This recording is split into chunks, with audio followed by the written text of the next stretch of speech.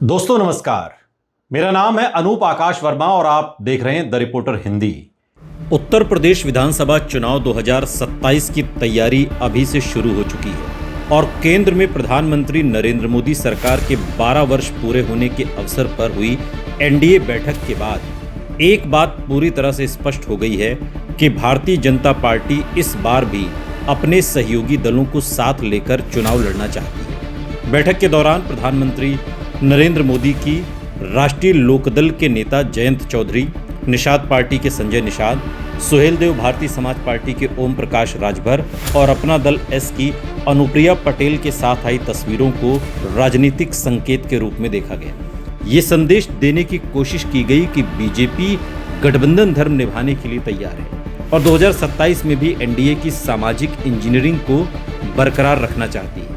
लेकिन दूसरी तरफ एक बड़ी चुनौती ये भी है कि बीजेपी के सभी प्रमुख सहयोगी दल 2022 की तुलना में इस बार अधिक सीटों की मांग कर रहे हैं। यही वजह है कि सीट बंटवारे को लेकर 2026 के अंत और 2027 की शुरुआत में लंबी बातचीत होने की संभावना है। सबसे पहले राष्ट्रीय लोकदल यानी आरएलडी की बात करें तो 2024 के लोकसभा चुनाव के बाद जयंत चौधरी का राजनीतिक कद गठबंधन में काफी बढ़ा है।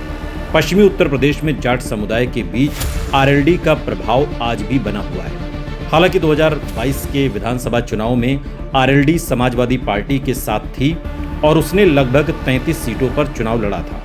अब एनडीए का हिस्सा बनने के बाद पार्टी की रणनीति बदल चुकी है। जाट वोटों के साथ साथ किसान समुदाय और पश्चिमी यूपी की राजनीति में अपनी प्रासंगिकता बनाए रखने के लिए जयंत चौधरी 25 से 35 सीटों की मांग कर सकते हैं, लेकिन बीजेपी शायद ही इतनी सीटें देने को तैयार होगी। राजनीतिक विश्लेषकों का मानना है कि आरएलडी को 15 से 20 सीटें मिल सकती हैं। इनमें बागपत, छपरौली, बड़ौद, सिवाल खास, मीरापुर, खतौली, पुरकाजी, शामली, कैराना, थाना भवन, चरथावल, मोदी नगर के कुछ क्षेत्र, हस्तिनापुर और मेरठ मंडल की कुछ सीटें शामिल हो सकती हैं। पश्चिमी यूपी में बीजेपी जानती है कि जाट वोटों में सेंध लगने पर उसे नुकसान हो सकता है, इसलिए आरएलडी को सम्मानजनक हिस्सेदारी देना बीजेपी की मजबूरी भी होगी। दूसरी महत्वपूर्ण सहयोगी पार्टी अपना दल एस है, जिसका नेतृत्व केंद्रीय मंत्री अनुप्रिया पटेल कर रही हैं। कुर्मी समुदाय के बीच अपना दल की पकड़ पूर्वांचल और मध्य उत्तर प्रदेश के कई जिलों में मानी जाती है। 2022 के चुनाव में पार्टी ने 17 सीटों पर चुनाव लड़ा था और 12 सीटें जीती थी, जो उसके लिए बड़ी सफलता थी। यही कारण है कि 2027 में पार्टी कम से कम 20 से 25 सीटों की मांग कर सकती है। हालांकि बीजेपी संभवतः 18 से 22 सीटों के बीच समझौता करने की कोशिश करेगी, जिसमें रोहनिया, मिर्जापुर, चुनार, मंझवा, प्रतापगढ़ की कुछ सीटें, कौशाम्बी, सिराथू, फाफामऊ, हंडिया, फूलपुर, सोरांव, करछना और आसपास के क्षेत्रों में अपना दल की दावेदारी मजबूत मानी जाती है। अनुप्रिया पटेल की पार्टी का वास्तविक प्रभाव लगभग 20 से 30 विधानसभा सीटों पर देखा जाता है, खासकर वहां जहां कुर्मी आबादी निर्णायक भूमिका में है। बीजेपी के लिए कुर्मी वोट बैंक बनाए रखना महत्वपूर्ण है, क्योंकि समाजवादी पार्टी भी इस वर्ग में अपनी पैठ बढ़ाने की कोशिश कर रही है। तीसरी पार्टी निषाद पार्टी, जिसके प्रमुख संजय निषाद हैं। 2022 के विधानसभा चुनाव में निषाद पार्टी ने लगभग 16 सीटों पर चुनाव लड़ा था और कई सीटों पर जीत हासिल की थी। पूर्वांचल में निषाद, मछुआरा और संबंधित समुदायों के बीच पार्टी का प्रभाव माना जाता है।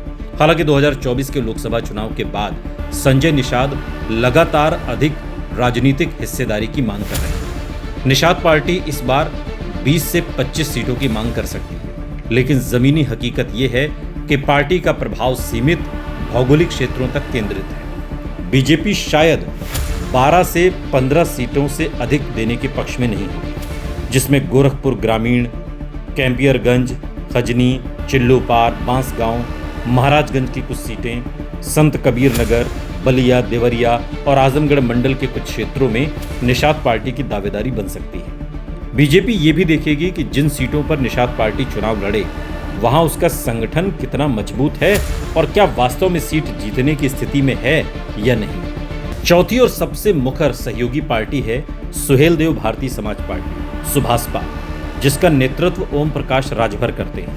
राजभर समुदाय पूर्वांचल के कई जिलों में प्रभावशाली माना जाता है, विशेष रूप से गाजीपुर, मऊ, बलिया, जौनपुर, वाराणसी और आजमगढ़ मंडल में। 2022 में सुभाषपा समाजवादी पार्टी के साथ थी और उसने कई सीटों पर अच्छा प्रदर्शन किया था। एनडीए में आने के बाद राज्यभर का राजनीतिक महत्व बढ़ा है, लेकिन उनकी सीटों की मांग भी लगातार बढ़ी है।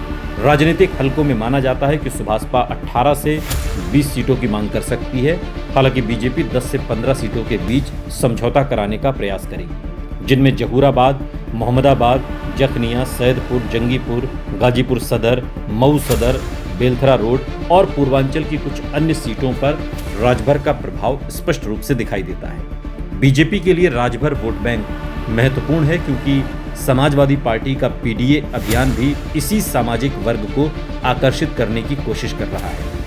यदि चारों सहयोगी दलों की कुल मांग जोड़ दी जाए तो ये संख्या लगभग 80 से 100 सीटों तक पहुंच सकती है, लेकिन बीजेपी के लिए इतनी बड़ी संख्या में सीटें छोड़ना व्यावहारिक नहीं होगा। 2022 में बीजेपी ने अधिकांश सीटों पर खुद चुनाव लड़ा था और 255 सीटें जीतकर सत्ता में लौटी थी। इसलिए पार्टी नेतृत्व ये सुनिश्चित करना चाहेगा कि गठबंधन सहयोगियों को सम्मानजनक हिस्सेदारी मिले, लेकिन बीजेपी की मुख्य ताकत भी कमजोर न हो।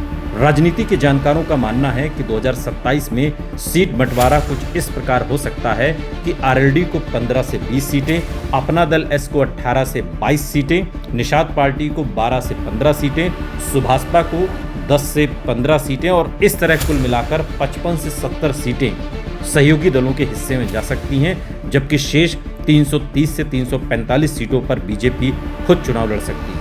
जमीनी स्तर पर देखें तो बीजेपी की सबसे बड़ी मजबूरी यह है कि 2024 के लोकसभा चुनाव में उत्तर प्रदेश में उसे अपेक्षा से कम सफलता मिली थी। इसके बाद पार्टी ने महसूस किया कि गैर यादव पिछड़े वर्गों, छोटे जातीय समूहों और क्षेत्रीय प्रभाव वाले नेताओं को साथ रखना जरूरी है। जैन चौधरी जाट वोटों का प्रतिनिधित्व करते हैं, अनुप्रिया पटेल कुर्मी समाज का, संजय निषाद समुदाय का और ओम प्रकाश राजभर वोट बैंक का। यही सामाजिक गठबंधन बीजेपी की 2017 और 2022 की सफलता का आधार रहा है। इसलिए 2027 में भी बीजेपी की कोशिश होगी कि सहयोगी दलों को इतना संतुष्ट रखा जाए कि वो गठबंधन में बने रहें, लेकिन इतनी सीटें भी न दी जाएं कि बीजेपी की अपनी संगठनात्मक ताकत कमजोर पड़ जाए। यही संतुलन अगले कुछ महीनों में उत्तर प्रदेश की राजनीति का सबसे महत्वपूर्ण विषय बनने वाला है और सीट बंटवारे पर अंतिम फैसला संभवतः चुनाव के ठीक पहले राजनीतिक परिस्थितियों,